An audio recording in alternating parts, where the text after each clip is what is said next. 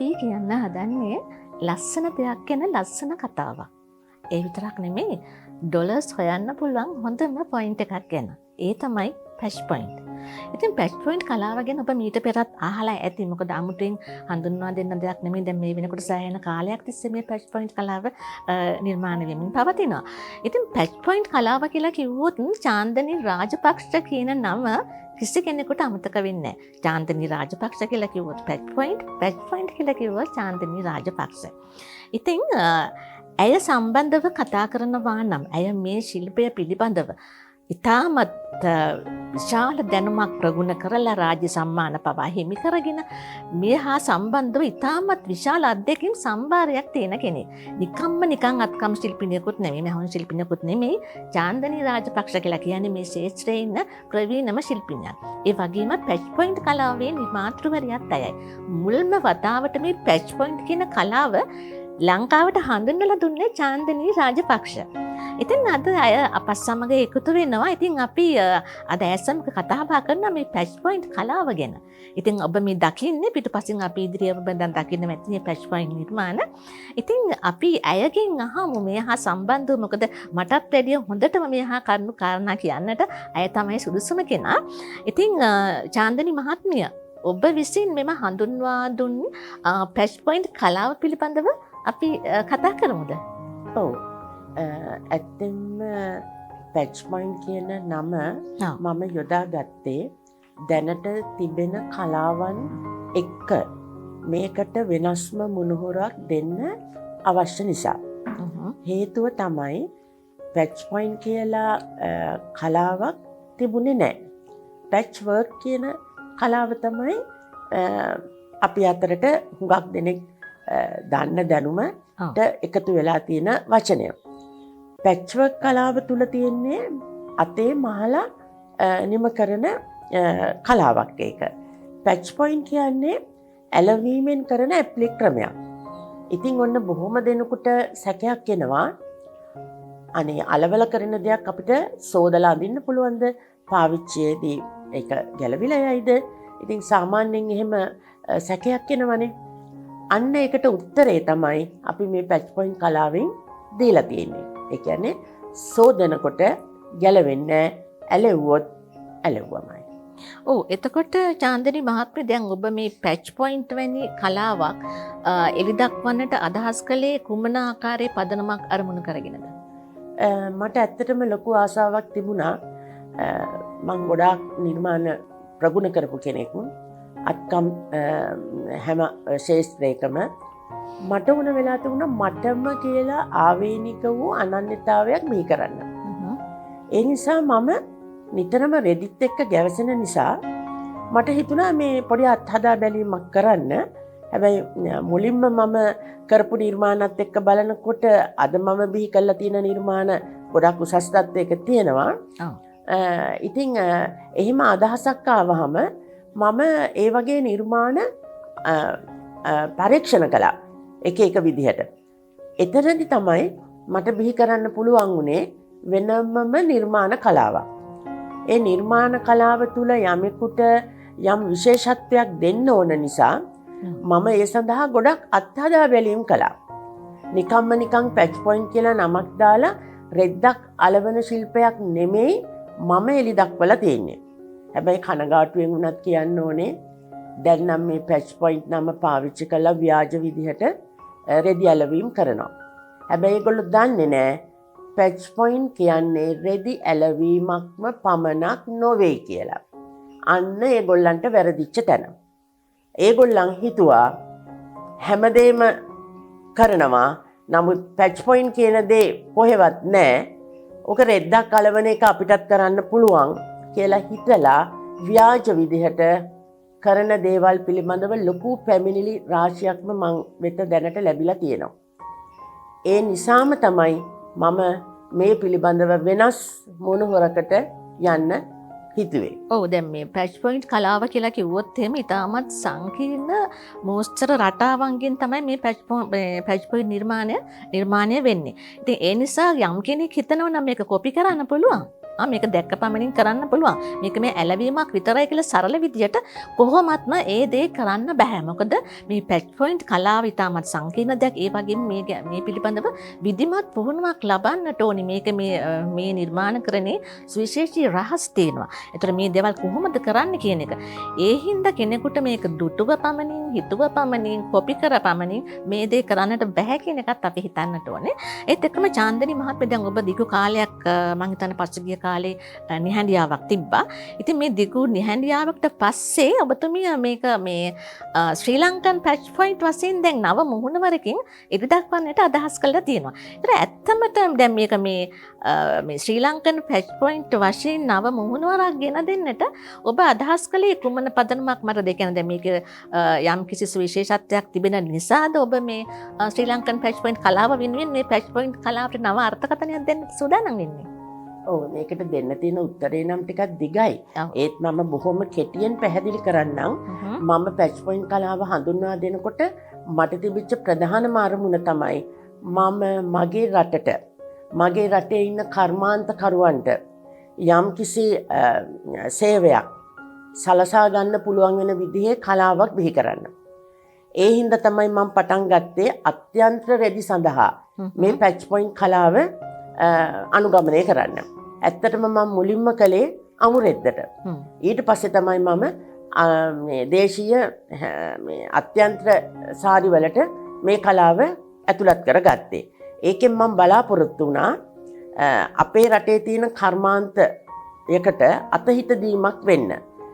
හැන්ඩ්ලූම් සාරියක අගේ වැඩි කිරීමක් ලෙස හඳුන්වා දීපු මේ පැච් පොයින්ට් කලාවෙන් තවත් එක් කර්මාන්තකරුවන්ට, ඒ කියන්නේ අපි මේ සාරිය අගේ වැඩි කරන්න යොදාගන්නේ ඔක්කොම දේශීය දේවල්.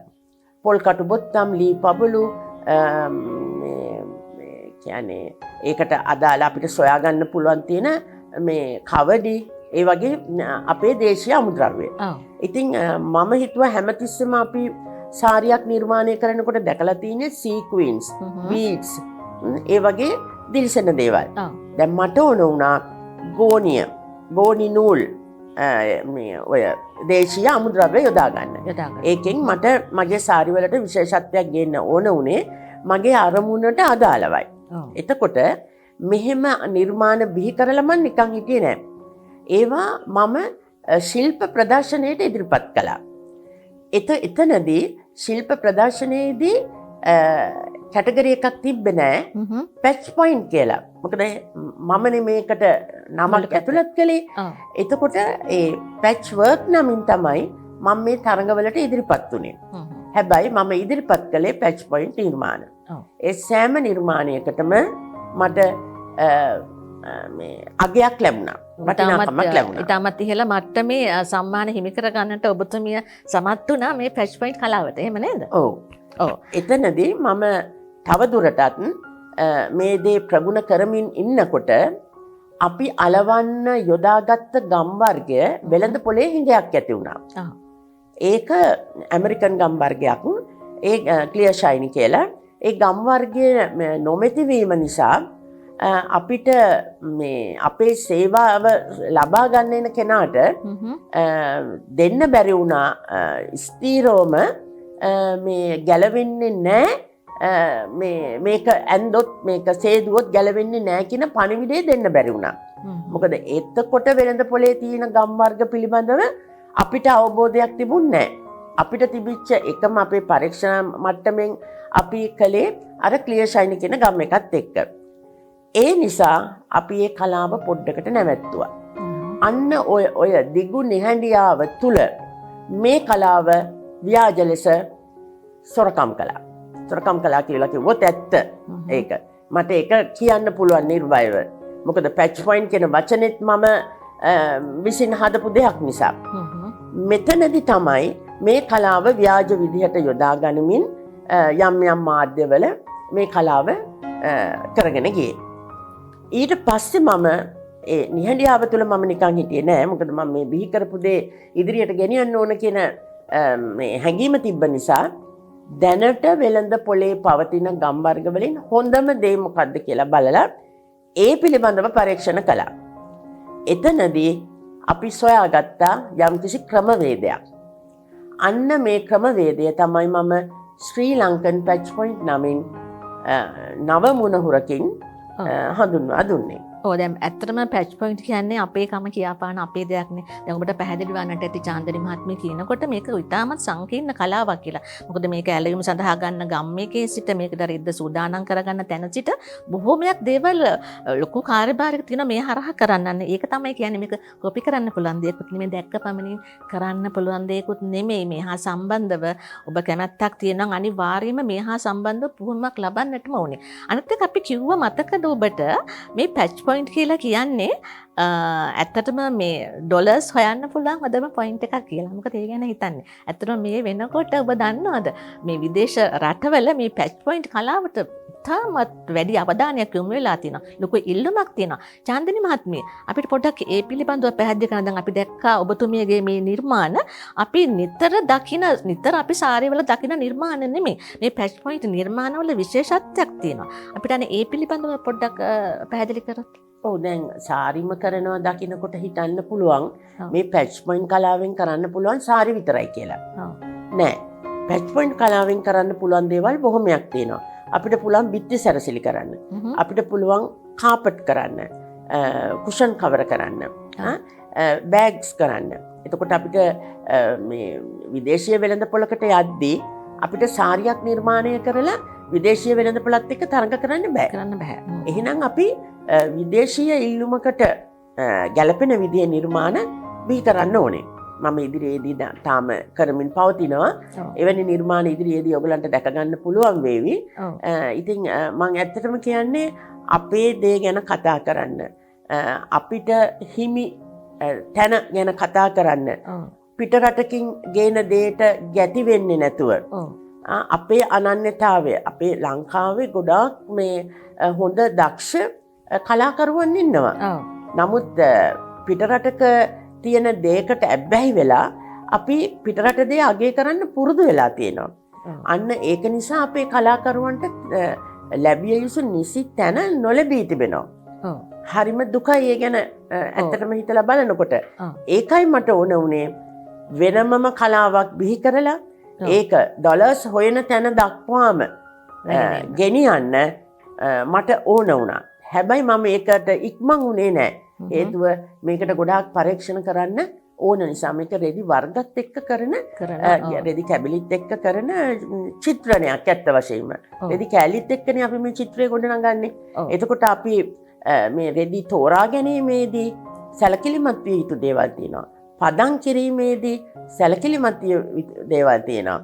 වර්ණ සංයෝග ඒ වර්ණ ප්‍රභේද අපි හඳුනා ගන්න ඕන. අපිට හැම වර්ණයක්ම යොදලා කරන්න බෑ. අන්න ඔය කරුණු කාරණා සියල්ල පිළිබඳව අධ්‍යයනයක් කරලා තමයි මේ කලාව බිහි කළේ. අපි යන්නේ ඒ අධ්‍යයනත් එක්ක තමයි මේ ශ්‍රී ලංකන් පැච් පොයින්ට් වශයෙන් මේක දැන් නව නිර්මාණාත්මකව ඔබ වෙත ඉදිරිපත් කරන්නටයි සූදානම් සිටින්නේ. දැන් ඔබට හිතෙන්නත් පුළුවන් අනේ අපිටත් මේ පැච් පොයින්ට් කලාව ඔබතුමියකින් ඉගෙන ගන්න පුළුවන්ද කියලා. ඔන්න දැන් මම ඉන්න හදන්නේ ඒ ප්‍රශ්නෙට.